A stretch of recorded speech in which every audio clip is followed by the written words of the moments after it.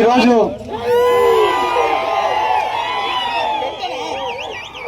YSR Congress party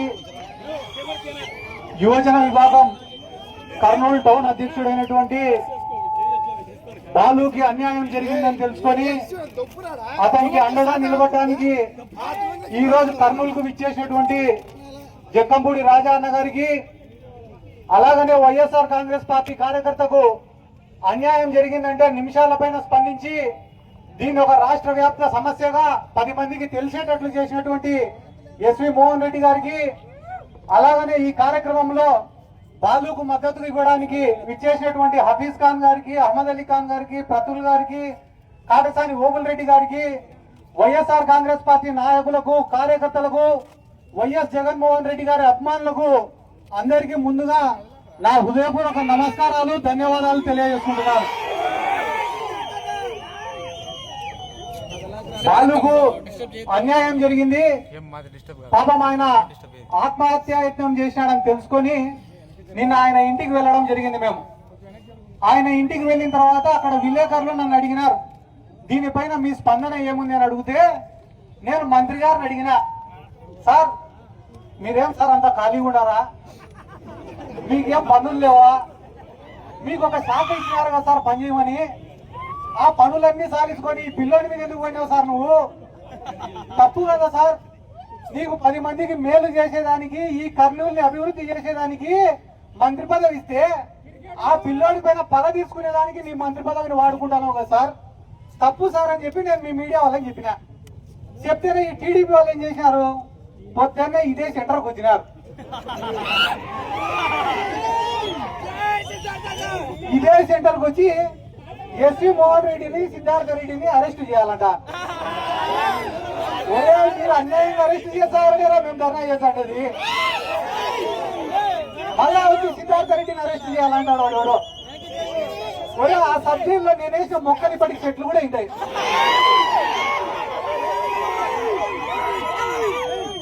మళ్ళా కొత్తగా వచ్చి వీళ్ళు నాకు సబ్జెక్టులు పరిచయం చేస్తామంటే నవ్వేదానికే ఏడ్చేదానికే ఇవన్నీ సిగ్గుండాలన్నా, వాళ్ళ బతుకులకు కొంచెమన్నా రోషం, మానం, మర్యాదలు ఉండాలా. ఎస్వి మోహన్ రెడ్డిని అరెస్ట్ చేసినా ఒక అర్థం, సిద్ధార్థ రెడ్డిని అరెస్ట్ చేసినా ఒక అర్థం కాదన్నా. అమాయకుడు ఆ పిల్లోడు సతీష్ అనే పిల్లోడిని రోజు స్టేషన్ కాడికి తిప్పుతాంటే మన ఇళ్లలో పిల్లోళ్ళు లేరా అన్న. ఒక పిల్లోడు చచ్చిపోతే ఆ కుటుంబంలో ఎంత క్షోభ ఉంటుందో వీళ్ళకేం తెలుసా, నా డబ్బు నెట్టోళ్ళకి రోజు ₹1 కోటి ఎత్తుతా ఆడిన మినిస్టర్. వాస్తవం చెప్తా, ఒకటి రాసి పెట్టుకోదా, మీడియా వాళ్ళు ఉన్నారు, మినిస్టర్ కూడా చూస్తున్నాడు ఖచ్చితంగా. మొన్ననే ఫార్మా కంపెనీ వాళ్ళ కాడ 45 కోట్లు ఎత్తినాడు ఈయన మినిస్టర్. నారా లోకేష్ కూడా తెలియకుండా 45 కోట్లు ఎత్తినాడు. ఎత్తితే నారా లోకేష్ పిలిపించినాడు భరతుని, పిలిపించి నాకు తెలియకుండా నువ్వు ఎత్తినావు, 45 కోట్లు ఎత్తేటప్పుడు నాకు చెప్పాలా లేదా అన్నాడు. అనింటే దానికి భరత్ ఏం చెప్పినాడు తెలుసా, డాడీకి చెప్పినా నేను అన్నాడు. దానికి లోకేష్ ఏమన్నాడు తెలుసా, చెప్పాల్సింది మీ డాడీకి కాదురా మా డాడీకి. వీళ్ళు ఇంత నీచంగా ఇదే పూడిచెర్ల కాడ సోలార్ పడితే దాని పక్కన 1600 ఎకరాలు కొనుక్కునేదానికి ఈ టీజీ భరత్ సిద్ధమన్నాడు. మొన్న వాయినా వాళ్ళ పిఏ ఇద్దరు కలిసి పోతారంట కారులో, పోతా అంటే ఈ టీజీ భరత్ చెప్పినంట వాళ్ళ పిఏకి, ఒరే ఈ ల్యాండ్ భలే ఉందిరా, ఉద్యోగించో, బెదిరించో, డబ్బులిచ్చో ఈ ల్యాండ్ తీసేసుకోవాల్సిందే మనము అంటే, సార్ చాలా కష్టం సార్ అని అంట. నేను చెప్తానారా ఎందుకు కష్టము, ఖచ్చితంగా తీసుకోవాల్సిందే ఈ ల్యాండ్ అంటే, అయినా కూడా కష్టమే సార్ అంట. ఎందుకురా అంటే ఆ ల్యాండ్ మందే సార్ అని అంట. అంటే యాడ ఎంత భూమి ఎత్తుతా అనేది కూడా వీళ్ళకి తెలియదు. డబ్బులు ఎక్కువైపోయి పేదవాడు అనేవాడు కళ్ళకు కనపడకుండా వీళ్ళకు తయారైనాడు. ఏమంటాడు ఎవడో సిద్ధార్థ రెడ్డి నోరు అదుపులో పెట్టుకోంట అన్నా, నేను తండ్రి పేరు చెప్పుకొని రాజకీయాల్లోకి వచ్చినట్టు కాదు,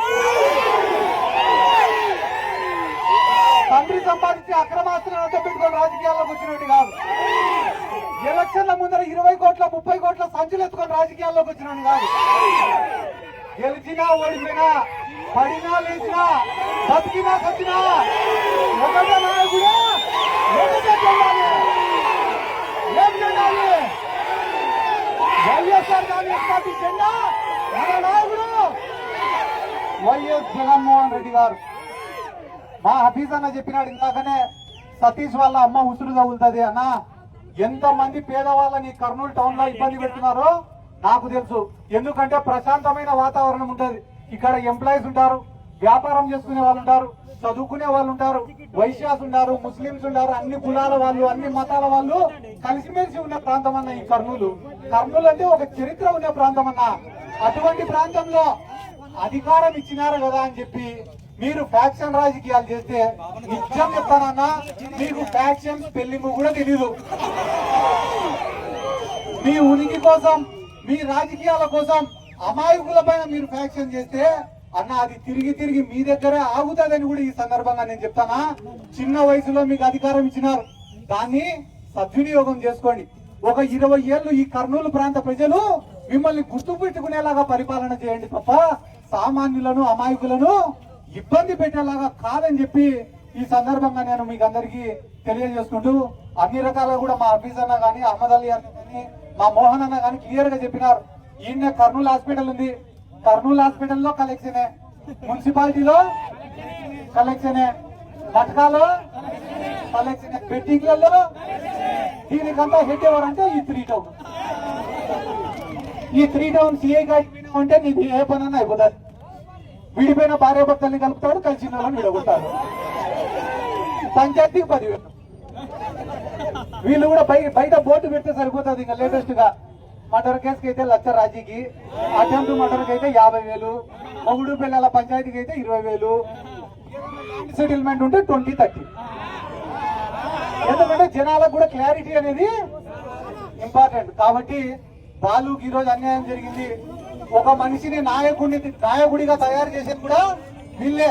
ఆ పిల్లోడు ఈ రోజు మైకు పట్టుకొని మాట్లాడుతుంటే భయపడాలా, ధైర్యంగా అనర్గళంగా అతనికి జరిగిన అన్యాయాన్ని చెప్పుకుంటూ ఈ ప్రభుత్వాన్ని ఎండగట్టినాడు. అంటే ఆయనలో ఉండే నాయకత్వ లక్షణాలను బయటికి తీసింది కూడా ఈ తెలుగుదేశం పార్టీ వాళ్ళే అని చెప్పి ఈ సందర్భంగా నేను తెలియజేసుకుంటూ, ఎన్ని పనులన్నా రైతులకు రేట్లు లేక కుట్లాడుకొని చచ్చిపోతున్నారు, ఆత్మహత్యలు చేసుకొని చచ్చిపోతున్నారు సార్. అదే అన్న నేను చెప్పేది. వెనకపక్క చూడు, భూములు కబ్జా చేస్తున్నా టీడీపీ వాళ్లకు బుద్ధి లేదు. అమ్మ నేను చెప్పినా కదా, నానిలో కూడా అర్థం మనం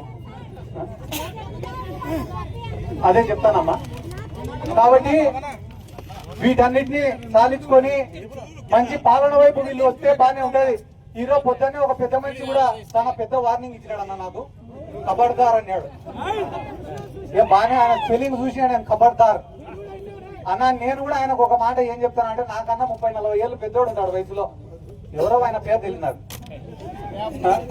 ఆయన ఇక ఖబర్దార్ అనే ముందర ఒక మాట ఆలోచించనా, నేను యాడ 1 రూపాయి అవినీతి చేయలే, నేను యాడ దోపిడీ చేయలే, వీలైతే నా సొంత డబ్బులు ఖర్చు పెట్టుకొని రాజకీయం చేసినా తప్ప రాజకీయాన్ని అడ్డం పెట్టుకొని నేను డబ్బులు ఇంటికి తీసుకొని పోలే. నువ్వు ఏ దేవుడి పైన ప్రమాణం వేసి చెప్తావు చెప్పు? ఒక ప్లాట్ లో లెక్కెత్తలే అని. ప్రతి ప్లాట్ ఎవడు వెంచరేసినా నువ్వు లెక్కెత్తాల్సిందే. నువ్వు కూడా నా గురించి మాట్లాడితేటన్నా పోనీ టీడీపీ వాళ్ళని ఒక మాట అడగాలనుంది. మీరు అవినీతి పనులు దేవుడి పైన ఒట్టేస్తారా అని అడుగుదామనింది. వీళ్ళు అబద్ధం చెప్పేదే దేవుడి మీద ఒట్టేసి. ఎందుకంటే తిరుమల లడ్డూనే వదిలిపెట్టాలా వీళ్ళు దేవుణ్ణి. ఇప్పుడు నేను దేవుడిని ఎత్తుతారా ఒట్టేస్తారా అంటే దేవుడినే ఎత్తుతారు వీళ్ళు.